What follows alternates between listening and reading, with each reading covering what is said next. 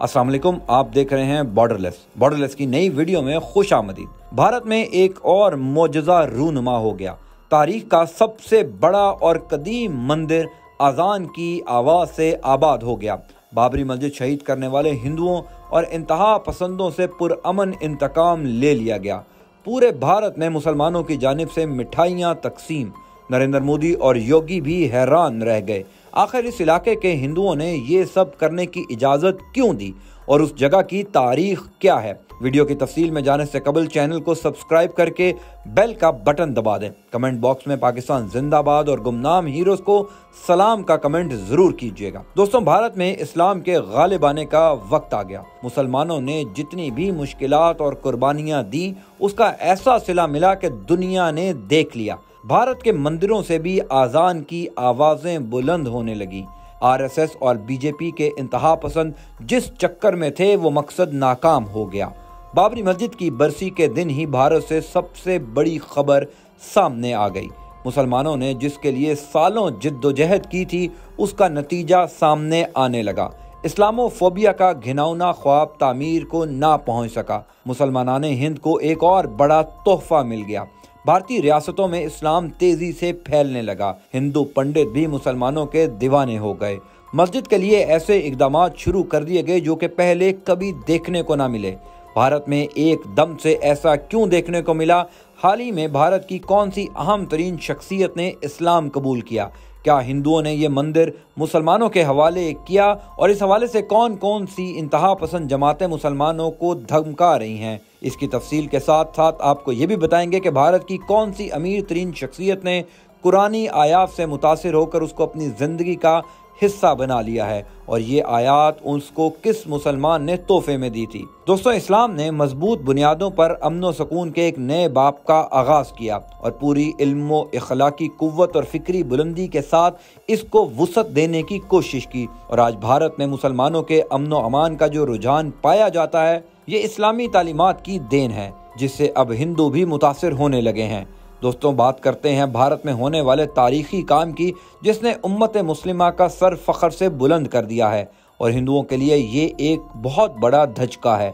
भारत में गुज़िश्ता कुछ अय्याम से एक तारीखी मस्जिद को मस्मार करने और यहाँ पर बुत लगाने की बातें की जा रही थी और हिंदुओं की जानिब से ये कहा जा रहा था कि ये मस्जिद भी बाबरी मस्जिद की तरह राम की पैदाइश की जगह है और यहाँ पर बुत ही नस्ब किए जाने चाहिए। दोस्तों, वीडियो की तफसील में जाने से कबल आपको ये बताते चलें कि वीडियो के शुरू में मंदिर का लफ्ज इसलिए इस्तेमाल किया गया क्योंकि भारत में इसको सिर्फ मंदिर साबित करने के लिए ही हिंदुओं की जानिब से बहुत मेहनत की गई, लेकिन ना कर पाए। दोस्तों, यहाँ पर बात की जा रही है ईदगाह मस्जिद की, जिस पर मुसलमानों ने अपना मौक़िफ़ जीत कर यहाँ पर फतह की खुशी में आज़ान दी और कुछ हिंदुओं की जानिब से मुसलमानों को मुबारकबाद भी पेश की गई। भारत से अब तक की एक और ज़बरदस्त खबर सामने आई है जिसने हिंदू पंडितों को हिला कर रख दिया है। और अगर यूं कहा जाए कि दीन इस्लाम भारत में गालिब आने लगा है तो बिल्कुल ठीक होगा। नरेंद्र मोदी की हुकूमत का तमाम तर दारोमदार ही मुसलमानों और हिंदुओं को आपस में लड़ाने पर है और बतौर हिंदू नरेंद्र मोदी ने ये काम भी बखूबी अंजाम दिया है। दोस्तों, गुज़िश्ता कुछ माह से भारत में मुसलमानों के खिलाफ शदीद तरीन महाज खोला गया है, जिसमें किसी भी मुसलमान को नजर आते ही तशद्दुद करके मार दिया जाता और उनकी बस्तियों को भी तबाह कर दिया जाता है। दोस्तों, ये एक ऐसा तूफान बनता गया जिसने थमने का नाम तक ना लिया। बजाय इसके कि आलमी ममालिक और आलमी इदारों ने भी इस पर एक्शन लेते हुए भारतीय हुकूमत को अमन व अमान कायम करने का कहते, नरेंद्र मोदी ने भारत को एक हिंदू रियासत बनाने की कसम खा रखी थी और वो अपने मिशन को पूरा करने में दिन रात सरगर्म था। इस काम में सबसे ज्यादा मुआवनत नरेंद्र मोदी के करीबी हल्का अहबाब की थी, जिन्होंने अपना पैसा और ताकत को बरोएकार लाते हुए इसमें एक अहम तरीन किरदार अदा किया है। लेकिन ये कुदरत ने इस ज़बरदस्त हिकमत अमली से इस कड़ी को तोड़ा कि भारत में कोहराम मच गया। कुरान करीम की सूरह आल इमरान की आयत ने भारतीय हिंदू बिजनेसमैन PNC मेनन की किस्मत बदल कर रख दी। अरब मीडिया रिपोर्ट के मुताबिक PNC मेनन, जो कि शोभा ग्रुप के बानी और चेयरमैन हैं और वो अरबों डॉलर मलकियत की रियल इस्टेट और तामीराती कंपनी को संभालते हैं, जो कि मुत्तहिदा अरब इमारात, ओमान, बहरीन, कतर और हिंदुस्तान समेत कई ममालिक पर मुहित है। मेनन ने अपनी जिंदगी के बड़े राज से पर्दा उठाते हुए कहा कि 35 साल कबल मैंने अपने कारोबार के हवाले से तबाही के धाने पर था। मेरे कारोबार को बहुत बड़ा नुकसान उठाना पड़ा था और मैं चीज़ों को दुरुस्त करने के लिए जिद्दोजहद कर रहा था।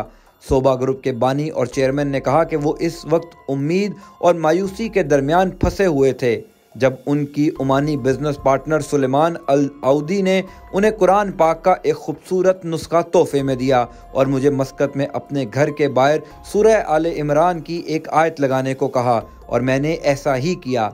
ओमानी बिजनेसमैन की तरफ से दी जाने वाली कुरान पाक की सूरह आले इमरान की आयत नंबर 160 का तर्जुमा मंदरजा झेल है, अगर अल्लाह तुम्हारी मदद करेगा तो तुम पर कोई गालिब ना हो सकेगा, और अगर उसने मदद छोड़ दी तो फिर ऐसा कौन है जो उसके बाद तुम्हारी मदद कर सके, और मुसलमानों को अल्लाह ही पर भरोसा करना चाहिए।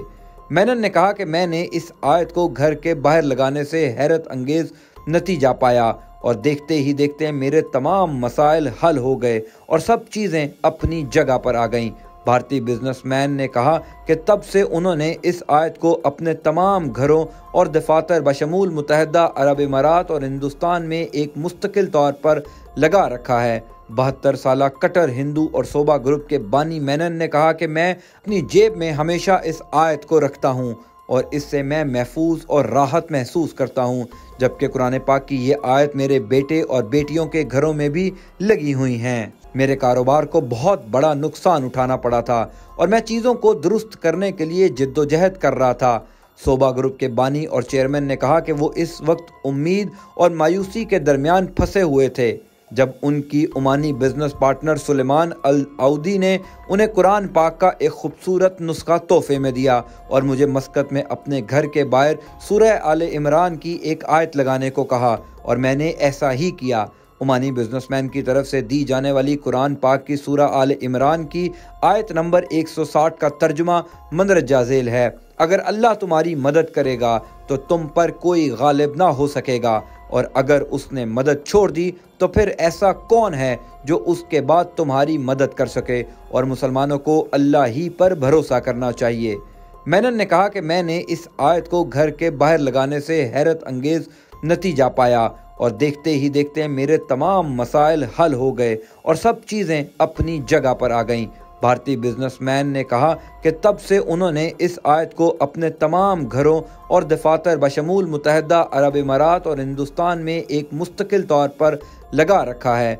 72 साला कट्टर हिंदू और सोबा ग्रुप के बानी मेनन ने कहा कि मैं अपनी जेब में हमेशा इस आयत को रखता हूँ और इससे मैं महफूज और राहत महसूस करता हूँ, जबकि कुरान पाक की ये आयत मेरे बेटे और बेटियों के घरों में भी लगी हुई हैं।